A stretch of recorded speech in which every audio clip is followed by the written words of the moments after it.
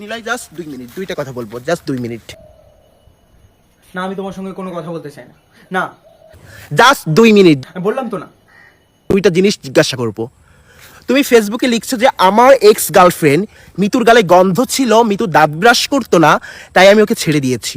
না না, আমি ওসব লিখিনি। তুমি লিখছো।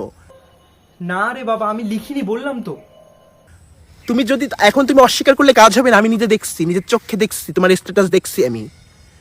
তা কে লিখছে? তুমি লেখো নাই? তুমি লেখো নাই, তা কে লিখছে? ওটা ওটা ওটা আমার স্টেপ মম লিখেছে। আমি না, ওটা স্টেপ মম লিখেছে। হ্যাঁ।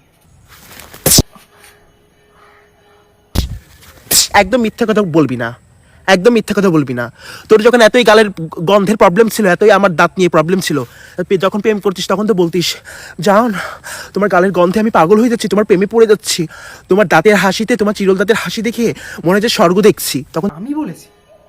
পাগলটা বললেন? এগুলো বলতিস, ভুলে গেছিস? আমাদের বাসার সামনে দাঁড়ায় থাকতিস, আমার সঙ্গে রাত 2-3টা পর্যন্ত কথা বলতিস, ভুলে গেছিস এসব? ছি নিলয়, ছি। তোর থেকে আশা করিনি আমি এটা।